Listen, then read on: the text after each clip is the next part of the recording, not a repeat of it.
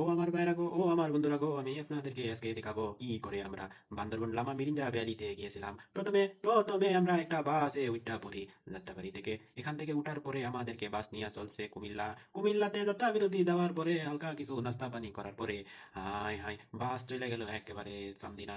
চান্দিনাতে যাওয়ার পরে আবারও কিছু যাত্রা বিরতি, কারো শুরু কারো বড় শেষ কইরা আবারও আমরা বাসে উঠা পড়ছি। বাসে উঠা পড়ার পরে লামাতে ঢুকছি। লামাতে ঢোকার পরে আমাদের ড্রাইভার বলতেছে, আপনাদের সবার এনআইডি কার্ডটি দিয়ে দেন। আমরা এনআইডি কার্ড দিয়া সেনাবাহিনীর কাছে হস্তান্তর করিয়া সেই গাড়িতে আবার চড়িয়া চললাম লামার উদ্দেশ্যে। যাইতে যাইতে রাস্তাঘাটে কত সুন্দর সুন্দর দৃশ্য আমরা অবলোকন করিলাম। করার পরে আমার বন্ধু রাতুল বলতেছে, ফোনটা একটু দে, আমি কয়টা ভিডিও করি এই সুন্দর দৃশ্য না ধরে রাখলে তো ভালো লাগবে না। ঘোরার বয়স এখন আমাদের, তাই আমরা ঘুরতে বেরিয়ে গেছি লামা। লামাতে গিয়াই প্রথমে আমরা ওয়াচ টাওয়ারে গেলাম। যাওয়ার পরে নদী, অতটা মানুষ, মানুষ দেখায় আমাদের নাই হুশ। হুশের মধ্যে কয়টা ছবি তুলে দিলাম, স্টোরি আপলোড। আপলোড দেওয়ার পরে সবাই ফ্রেন্ড লিস্টের অবাক হয়ে গেছে যে এরা এত ঘুরে কিভাবে। তারপরে আমরা সকালে উঠতে আবার পরের দিন দেখাইলাম কত সুন্দর সুন্দর ভিউ। দেখেন মনে হয় মেঘের ভিতরে এই আকাশটা, এই পাহাড়টি ডুবে গেছে। যাওয়ার পরে কইতাছে, হাই রে, আয় রে বন্ধু বান্ধবরা সবাই দেখে যা। প্রথমে আমি আর রাতুল উঠছি। আমি আর রাতুল উঠতে দেখি যে সকালের সূর্যটা কেবল উঠতেছে।